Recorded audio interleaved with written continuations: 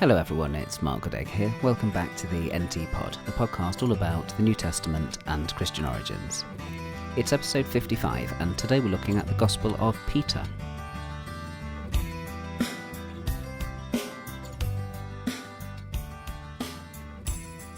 It's been a while since we've had an episode of the NT Pod, and it's been even longer since we've had an episode that relates to something outside of the New Testament. And I'd like to take a look today at a fascinating text, the Gospel of Peter. Now, lots of people won't even know that there is a Gospel of Peter, and there wasn't one for a long time because it got lost. And even what we have now is only fragmentary. Let me just tell you a little bit about it. Now, the text that we've got, the fragmentary text that we've got of the Gospel of Peter, was discovered buried with a monk in Akhmim in Egypt in the late 19th century, in about 1886, 1887, somewhere around there. And until that point, we didn't have any text at all of the Gospel of Peter, and to this day we don't have much more of it. There's a couple of possible fragments that were found in Oxyrhynchus in Egypt, but they are fragmentary, and whether they belong to the Gospel of Peter or not is disputed. Although this was the first time that anyone had laid eyes on the Gospel of Peter for many, many years, scholars at the time did know of the existence of a Gospel of Peter because people talked about it in antiquity. Most importantly, the church historian Eusebius in the early 4th century talked about a certain Bishop Serapion from the early 3rd century. And this Serapion found Christians using a text called the Gospel of Peter in Rossus. And when he investigated it, Serapion discovered that the text wasn't orthodox. He didn't like it. It didn't, for him, fit in with the church's teachings, and he banned the Christians in Rossus from using it. Now, that story does actually kind of ring true, because a text like Gospel of Peter that people at the time thought might have been heretical, that would explain why gradually it goes to ground and no copies of it survive. Bear in mind that the reason that ancient texts get lost is because people just stop copying them. I mean, even when we use that term lost, it isn't quite the right term. It's not as if someone has misplaced it. It's just that people stop copying them. So if there was a general perception that this Gospel of Peter was somehow heretical, somehow not part of orthodox Christian teachings, you can imagine why people would stop copying it. The particular concern that Serapion apparently had is that the text of the Gospel of Peter was docetic. Now, let's just remind ourselves, if we don't already know, what the term docetic means. Docetic, derived from the Greek verb dokio, to think or to seem, is the idea that Jesus wasn't actually flesh and blood. He didn't actually come in the flesh, but he just appeared to, he seemed to. And it was a heresy that, for many Christians, cast doubt on one of the key things about Jesus, that he was in the flesh.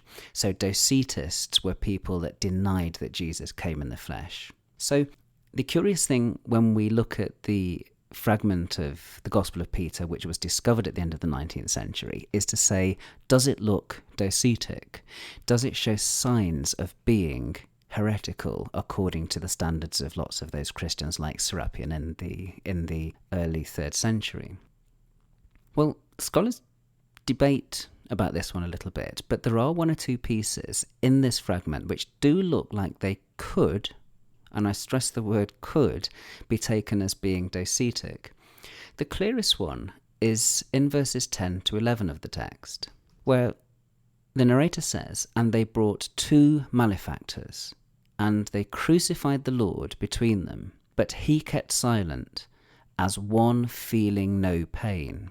Now, if the writer had a docetic view of Jesus, then this might be him saying that Jesus actually felt no pain. He wasn't really suffering in his death, and that would certainly sound like a docetic view. The reason it's a difficult one is that there's that phrase, as one who feels no pain. So is the writer saying that Jesus felt no pain, or is he saying that he appeared like one who felt no pain? It's a really difficult one to call, especially as it could be a way that the writer is talking about Jesus behaving like the lamb led to the slaughter in Isaiah 53, which is a motif which does appear in the New Testament and so on. I would say that in the absence of other good candidates for what this fragmentary text is, the Gospel of Peter really is easily the best candidate for this piece. And I should at this point therefore introduce one of the things about the fragment that we have, which is that it claims to be written by the Apostle Peter. Most clearly this comes right at the end of the text, where you get the following: "But we, the 12 disciples of the Lord, wept and mourned, and each one, grieving for what had happened, returned to his own home. But I, Simon Peter, and my brother Andrew, took our nets and we went to sea. And there was with us Levi, the son of Alphaeus." And then the text breaks off. He says, "whom the Lord," and then we get ... We don't know quite what happened next. So clearly the text is claiming to be by Simon Peter. So to call this the Gospel of Peter is an obvious thing to do. Is it by Simon Peter? No, of course it's not. There's no chance at all that this text is by Simon Peter. It's someone pretending to be him. And this kind of authorial self-representation, this authorial fiction, is often found in non-canonical texts of the 2nd and 3rd centuries. You might remember an earlier NT pod in which I talked about how Gospels in the 1st century that we know of tended to be anonymous. Mark and Matthew don't have any authorial self-representation in the text, but other texts like the Gospel of Thomas, Gospel of Peter and so on do have that authorial presence in the text, a claim to apostolic authorship. What they're doing, of course, is they're attempting to lend a kind of authority, a legitimacy to their rather different new take on the gospel by claiming it was written by one of the original apostles. And it's interesting that these sort of authorial self-representations are more explicit often in non-canonical Gospels than they are in the Gospels in the New Testament. But what else can we say about this text? Well, the portion of the text that we have, I mentioned it's fragmentary. The portion that we have gives us only the passion narrative and the resurrection narrative. So we don't know how much there was before it. I mean, it looks like it might well have been a full narrative gospel, rather like the canonical gospels, but it's really difficult to know. What about its source material? Well, it certainly appears to be familiar with the synoptic gospels and with John, and I would say that it looks like a kind of creative harmony based on those four. Interestingly, it doesn't really copy out of the canonical Gospels. You don't get extended verbatim agreement in Gospel of Peter with the canonical Gospels. You just get little reminiscences. So the plot, generally speaking, follows the four canonical Gospels, but it interweaves different elements and it has a creative new kind of harmonizing sort of approach. I mean, my guess would be that what's happening is, like a lot of people writing in antiquity, he isn't writing with the texts of the Gospels in front of him. He doesn't have a desk in which he's got arranged in front of him Matthew, Mark, Luke and John. But what he's doing, he's writing from his memory of those texts, from his creative meditation on those sorts of texts. That kind of view isn't universally held, though. One of my favourite New Testament scholars, John Dominic Crossan, thinks that the Gospel of Peter actually contains it used as one of its sources, something which he labels the cross gospel, and he thinks that that's a very early Passion Gospel. So he thinks the Gospel of Peter kind of witnesses to one. So he thinks that the Gospel of Peter sort of witnesses to one of the earliest sources for the Passion narrative. But he hasn't persuaded many scholars of that. It's worth looking at, but I don't find it myself that persuasive.